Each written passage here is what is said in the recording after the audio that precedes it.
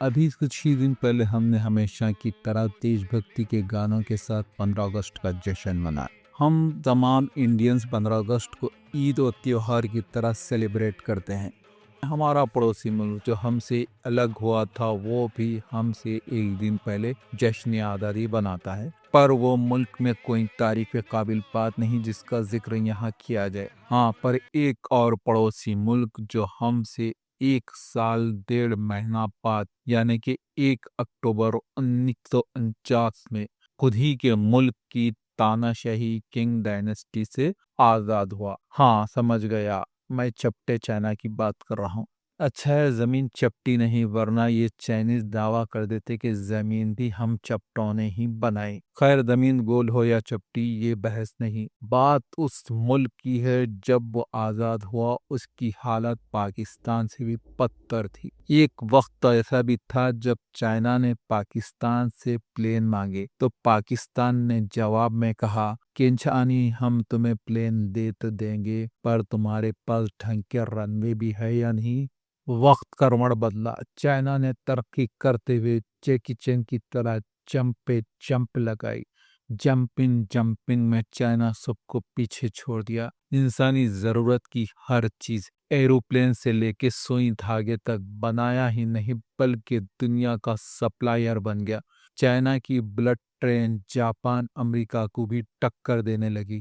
2011 کے آس پاس پاکستان نے چائنا سے بلٹ ٹرین کی مانگ کی۔ چائنا نے کہا ہم ٹرین تو دے دیں گے جانی، پر تمہارے پاس وہ ٹریک ہے بھی جس پہ بلٹ ٹرین چلائی جائے۔ چائنا نے اس طرح اپنی برسوں پرانی بے عزتی کا بدلہ پاکستان سے لے لیا۔ ویسے چائنا کسی سے دشمنی نہیں لیتا کیونکہ وہ بنیا ہے، بنیے کا دماغ تو جانتے ہی ہے آپ لوگ، اور چائنا سے بھی کوئی دشمنی نہیں لیتا، چاہے وہ 56 انچ کا سینے والا ہی کیوں نہ ہو۔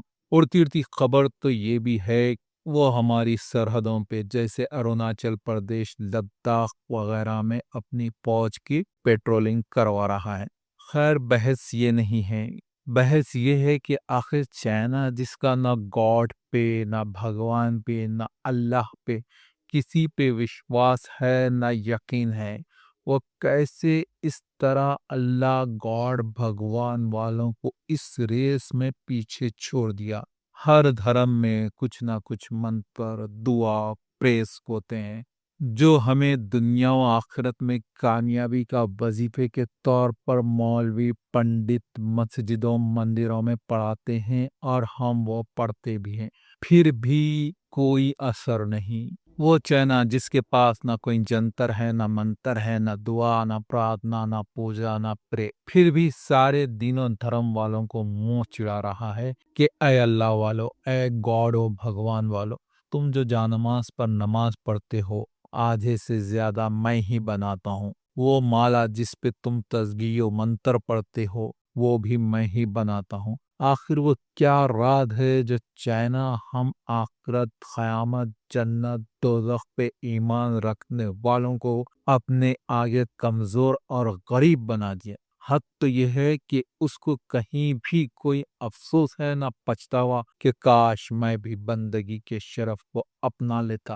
اوپر والے کے آگے سر جھکا لیتا، کاش میں بھی اس کا کلمہ پڑھ لیتا۔ ایسا کہیں بھی کوئی افسوس نام کی چیز نہیں ہے اسے، کیونکہ کوئی بھی دھرم ادھیکاری اتنا کامیاب نہیں جس کی کامیابی دیکھ کر چائنا پچھتائے یا افسوس کرے کہ اوپر والے کو ماننے تھے، اس پہ ایمان لانے سے دلوں کو سکون اور دنیا میں راحت، عزت، صحت اور کامیابی ملتی ہو، کیونکہ اس نے کبھی کسی کمپلیٹ ایمان والے کو خود سے زیادہ کامیاب نہیں دیکھا، جس کو دیکھ کر وہ ایمان کی طاقت اور خدا کے وجود کو مانے۔ مسلمانوں اور مسلمان حکمران کو دیکھے تو وقت کے فرعونوں کے آگے جھکے ہوئے، ہندو سرکاروں کو دیکھے تو مسجد، مندر، ہندو مسلم کے نام پہ ایک دوسرے کو لڑواتے ہیں۔ کرسچنز اور یہودیوں کو دیکھے تو انسانیت کے دشمن اور غرور میں چور، جو ان کو سجدہ نہ کرے اس کا سر قلم، جب ہر طرف ان دہریوں کو، ان ایتھسٹ کو کوئی بندے خدا دکھائی ہی نہ دے تو ان کی جسارت دیدہ دلیری خدا کے آگے اور پڑتی گئی، نہ کوئی پچھتاوا نہ کوئی پشیمانی۔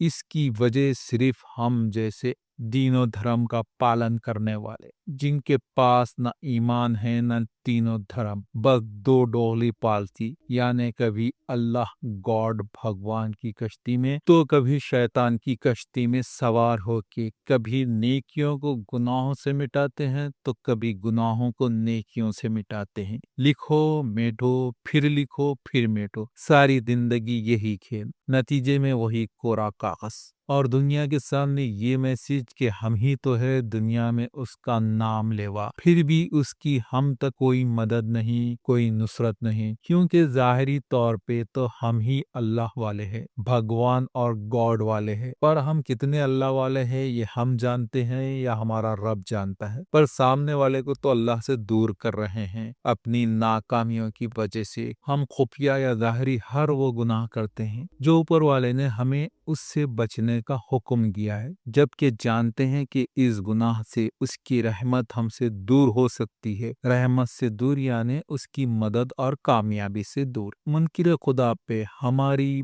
باطنی کرتوت اللہ کے شعبدہ بادی ظاہر نہیں ہے، اس پر تو ہمارا یہی اثر ہے کہ ہم ایمان والے ہیں اور ہمیں اپنے ایمان کا خدا کی طرف سے کوئی فائدہ نہیں ہوتا۔ چائنا ہے بیوپاری، وہ ہر بات کو ظاہری فائدے نقصان سے دیکھتا ہے، سمجھتا ہے، لہذا وہ کھلے طور پر مان چکا ہے کہ اللہ گاڈ بھگوان تو بے معنی باتیں ہیں۔ اگر اللہ گاڈ بھگوان نام کی کوئی شے ہوتی تو یہ دن رات اللہ اللہ کرنے والے، Ram Ram God is great کرنے والے ہمارے سے کسی بھی معاملے میں آگے کیوں نہیں ہے؟ کیوں ان کا اللہ گاڈ بھگوان ان کی مدد نہیں کرتا؟ پر اسے کیا معلوم ہم کتنے بڑے منافق ہیں، لب پہ اللہ اللہ رام رام گاڈ بلیس، پر دل کبھی تسلیم نہیں ہوا۔ ہر وہ کام کرتے ہیں جو ناستک کرتے ہیں، ہر وہ گناہ کرتے ہیں جو دہریے کرتے ہیں، سارا لائف سٹائل ایتھسٹ ناستک منکر خدا کی طرح ہے، بلکہ دین و دھرم رکھنے والے بھی ایسے ایسے ظلم کرتے ہیں کہ انسانیت شرما جائے۔ ٹرمپ ہو کہ نیتن یاہو خود کو دیندار، دین یہود، دین مسیحیت کے فالوور کہتے ہیں، پر جب انا ضد اور خود کی خدائی کی بات آتی ہے تو بستیوں کے بستیوں پہ قیامت ڈھا دیتے ہیں، اور نہ کوئی پچھتاوا ہوتا ہے نہ کوئی افسوس کرتے ہیں، کیونکہ قیامت کا لانا تو اوپر والے کا کام ہے۔ کیا اوپر والے کو قیامت برپا کر کے کوئی افسوس یا پچھتاوا ہوتا ہے؟ نہیں، کیونکہ کائنات اس کی ہے، وہی بناتا ہے، وہی بگاڑ کے پھر بنانے کا اختیار رکھتا ہے۔ اب یہ ظالم جو خود کو خدا مان چکے ہیں، ان کو قوموں پہ قیامت ڈھا کے کسی قسم کا افسوس یا پچھتاوا کیوں ہوگا؟ بات صرف اتنی ہے کہ دنیا میں انسان کو اختیار ہے، وہ اپنی محنت اور کوشش سے ترقی کا ہر پڑاؤ پار کر سکتا ہے۔ اس کے لیے اس کو ہندو، مسلم، کرسچن یا دہریہ ہونا کوئی معنی نہیں رکھتا۔ جو جس فیلڈ میں محنت اور لگن سے کام کرے گا وہ کامیاب ہوگا، اور چائنا نے وہی کیا۔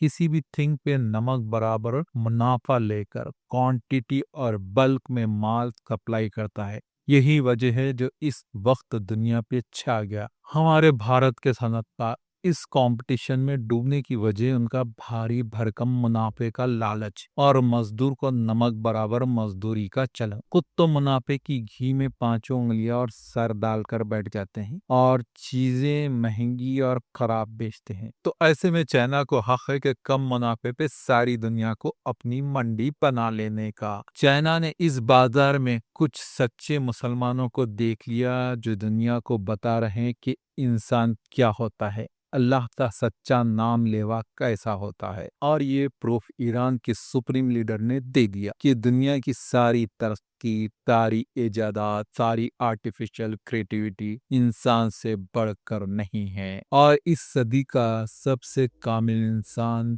کمپلیٹ مین، سید علی خامنائی ہی ہے، جن کو دیکھنے کے بعد، جن کی لائف سٹائل دیکھنے کے بعد بھی اگر کوئی خدا کے وجود پہ شک کرتا ہے تو اس کے دل پر مہر لگ گئی، اس کی ہدایت کے راستے بند ہو گئے۔ چائنا ہو کہ رشیا ہو یا ساری دنیا، ایران کے سپریم لیڈر اور ان کے ساتھیوں نے دکھا دیا کہ جس کو بھی خدا کے وجود پہ یقین نہیں ہو وہ کل کے امام حسین والی کربلا دیکھ لے اور آج کے ایران کو دیکھ لے، کیونکہ خدا کے وجود پہ جس کو شک ہو وہ اتنی آسانی سے اتنی بڑی شہادتیں نہیں دیتا۔ ہاں تو آخری بات، چائنا اپنی ترقی سے دنیا کو حیران اور آشچریہ کر سکتا ہے، وہ اللہ والوں کو خیرہ نہیں کر سکتا، کیونکہ وہ جانتا ہے کہ مادی چیزیں، میٹلک آئٹمز بنانا کوئی بڑا کام نہیں ہے، بلکہ آدمی کو انسان بنانا بڑا کام ہے۔ اور آج یہ کام شہید انقلاب سید علی خامنہ ای جیسے اللہ کے بندے کر رہے ہیں۔ اب اگر کوئی یہ سمجھتا ہے کہ بم، میزائل، فائٹر پلین اور ترقی کے سارے آئٹم بنانے والا سپر پاور ہے تو وہ غلط ہے، بلکہ سپر پاور، سپر مین وہ ہے جو کسی انسان کو مارے نہیں بلکہ انسانیت کو بچائے۔ یہی بڑا کام اور بندگی ہے۔ والسلام۔ اب اجازت دے اپنے دوست سلمان حیدر کو۔ اللہ حافظ۔